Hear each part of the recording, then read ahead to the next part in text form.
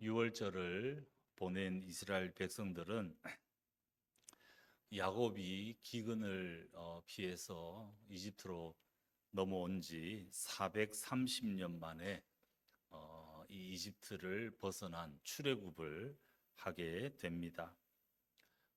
이집트를 벗어나서 이집트에서 그들이 살아야 할 가나안 땅까지는 직진해서 갈 수도 있습니다. 그렇지만 직진해서 가기 위해서는 지중해를 왼쪽에 두고 이렇게 올라가야 되는데 거기에는 이미 블레셋 사람들, 지금의 팔레스타인 사람들이 그 땅을 점령하고 있었기 때문에 그곳으로 가는 것은 위험했고, 그래서 오늘날의 시나이 반도, 시내 반도를 이렇게 삥 돌아서 가나안 땅으로 가게 됩니다.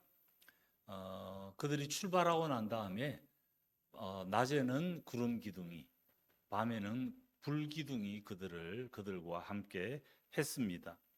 그들이 지나가는 그 광야 지역은 밤에는 너무 춥고 낮에는 더운데 그런 것들을 피할 수 있도록 하나님의 구름 기둥과 불 기둥이 함께 했습니다. 하나님께서는 이들에게 바닷가에 장막을 치게 합니다. 바로는 이 와중에 처음에 이스라엘 백성들의 그 애굽을 떠나는 것을 허락했지만 그것을 곧 후회하게 되고 이 이스라엘 백성들을 추격하기 시작합니다.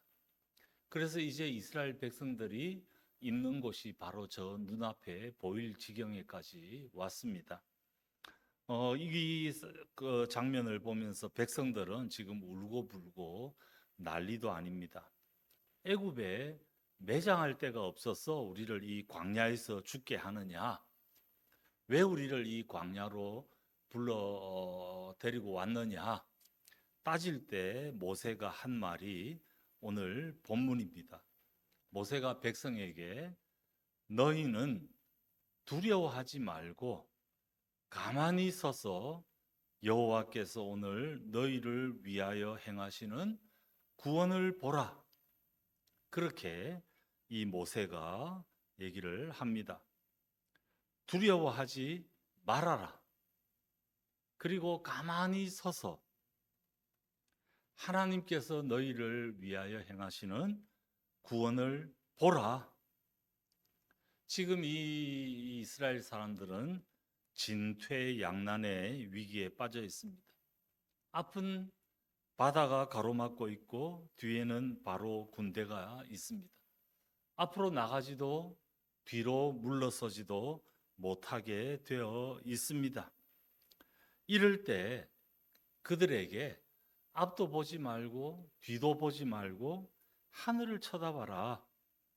거기에 계시는 하나님께서 지금 우리와 함께 하시고 하나님께서 우리를 위하여 싸워 주실 것이다. 그 하나님을 믿는다면 첫 번째, 두려워할 필요가 없다. 두 번째, 가만히 서 있기만 하면 된다. 세 번째, 하나님께서 너희를 위하여 행하시는 구원을 보기만 하면 된다. 두려워하지 말 것, 가만히 있을 것, 그리고 하나님의 구원을 볼 것, 체험할 것, 이 세 가지를 모세는 명령합니다. 실제 14장 22절 바로 그 이어 나오는 구절에 보면 이스라엘 자손이 바다 가운데를 육지로 걸어가고 물은 그들의 좌우에 벽이 되었다. 그렇게 기록이 되어 있습니다. 바다 가운데로 그들은 육지처럼 그곳을 지나갔고 그 물은 그들의 좌우에 벽이 되었다. 놀라운 사건이 벌어지게 되죠. 그들은 그렇게 하나님께서 자신들의 위기를 탈출시키는 장면을 경험하게 됩니다. 그런데 이스라엘만이 아니라 애굽의 바로의 군대도 그 물속으로 들어오게 됩니다. 홍해 속으로 들어와서 그들도 바닥을 무처럼 육지처럼 건너고 있습니다. 그런데 결국 이스라엘 백성들이 다 건너고 난 다음에 하나님께서 물을 원위치시키시고 그래서 바로의 군대는 하나도 남지 않게 되고 이것을 하나님의 구원으로 표기를 하고 있습니다. 이게 그저 일어난 자연 현상이 아니다. 하나님의 이 자연 법칙에 대한 명백한 개입이다. 그렇게 우리에게 말씀을 합니다. 한편으로는 물로부터 구원을 받았고 또 한편으로는 자신들을 죽이려고 하던 그 군대로부터도 구원을 받게 되었습니다. 근데 이 사실을 생각하고 이 사실이 그 처음에 바로 모세가 이 얘기를 할 때는 이 사실이 일어나지 않았습니다. 아직도 물은 앞에 있고 바로의 군대는 뒤에 있습니다. 그럼에도 불구하고 그들에게 두려워하지 말아라. 가만히 있어라. 그리고 하나님의 구원을 보라. 이거 어떻게 가능합니까? 하나님에 대한 믿음으로 가능하다. 그래서 믿음은 보이지 않는 것들의 증거다. 우리가 보고 있는 것을 믿는다라고 하지 않고 보이지 않는 것, 저 미래에 일어날 일들을 하나님의 말씀 그대로 곧이곧대로 받아들이는 것을 믿음이라고 하는데 지금 모세가 이스라엘 백성들에게 요구하는 것은 바로 이 하나님에 대한 믿음이다. 그렇게 오늘 본문은 우리에게 말씀을 합니다. 우리 모두가 이런 진퇴양난의 어려움 가운데 있습니다. 앞으로 가기도 어렵고 뒤로 물러서기도 힘듭니다.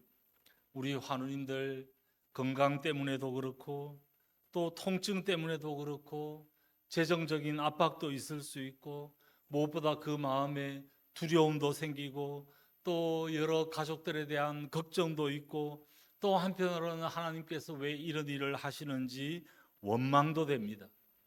그래서 우리가 죽을 데가 없어서 우리를 이곳으로 인도했나? 이스라엘 백성들이 그렇게 모세에게 항의하듯이 우리도 하나님께 항의할 수 있고 항의할 때가 있는 것이 현실입니다. 어떨 때는 너무 평강을 누리지만 어떨 때는 두렵고 마음이 부대끼고 이럴 때가 있습니다. 근데 성경은 오늘 이 출애굽의 홍해 앞에 서 있는 이스라엘 백성들에게 하나님께서는 모세를 통하여 명백하게 말씀하고 있습니다. 두려워하지 말아라. 하나님은 우리가 두려워하는 앞에 있는 홍해, 뒤에 있는 바로의 군대보다 훨씬 크신 분이시다. 두려워하지 말아라. 그래서 사도신경에서 우리에게 전능하사 천지를 만드신 전능이라는 게 뭡니까? 뭐든지 할 수 있다. 할 수 없는 일이 하나도 없으신 분이다. 전능하사. 그 하나님을 우리가 믿기 때문에 두려워하지 말 것을 우리에게 말씀을 합니다. 우리는 상황을 보는 것이 아니라 그 상황 뒤에 있는 하나님을 보는 존재들입니다. 하나님을 보기 때문에 지금 일어나고 있는 이 일 때문에 두려워하지 말 것을 우리에게 말씀을 합니다. 가만히 서 있어라. 너무 많이 말하지 말아라. 이스라엘 백성들이 여리고성을 하루에 한 바퀴 돌 때도 내려진 명령이 그거였습니다. 그들 가운데 말소리가 새어나오지 않도록 하라. 침묵하라. 할 말은 너무 많죠. 하늘을 향해서 삿대질을 하고 싶을 때도 있고 막 원망의 이 함성과 부르짖음과 고함 소리를 지르고 싶을 때도 있지만 정말 하나님을 믿는다면 조금 침묵하고 가만히 있으라. 그렇게 할 때 하나님께서 우리를 행하시는 놀라운 구원을 보게 될 것이다. 앞에 있는 그 모든 상황들을 없애주시는 것이 아니라 오히려 그 가운데 상상하지 못한 방법으로 길을 내주실 분이시다. 그래서 그 길을 바다를 꼭 육지처럼 건너가게 해 주실 분이시다. 오늘 본문은 우리에게 그 사실을 말씀하면서 우리에게 역시 도전하고 있습니다. 크게 작게 남이 알지 못하는 여러 어려움들, 진퇴양난의 위기 속에서 우리의 마음이 위축되기도 하고 불안하기도 하고 두렵기도 하고 몸과 마음이 아플 때가 있는 것이 우리의 현실 아닙니까? 어려움은 변수가 아니라 상수로 우리에게 있습니다. 이 어려움을 피할 길은 없습니다. 바람은 언제나 불고 나뭇가지는 맨날 흔들립니다. 예기치 않았던 일들이 일어납니다.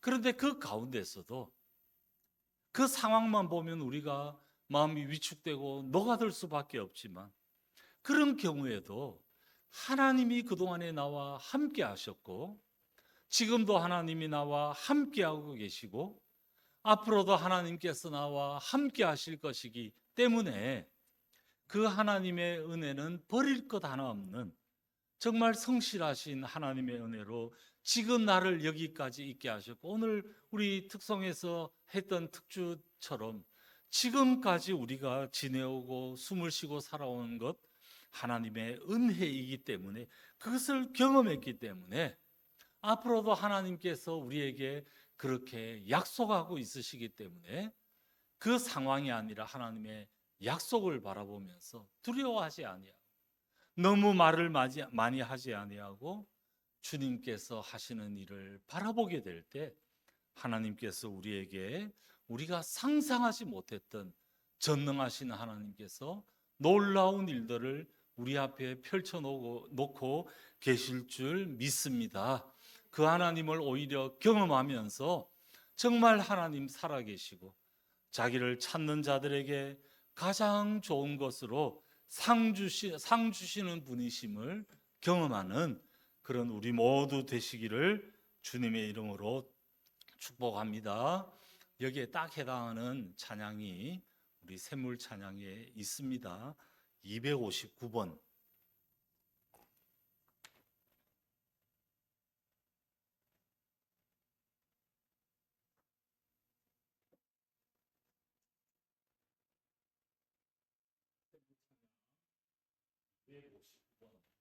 아시는 분도 있을 수 있고 또 모르실 수 있는데 가사는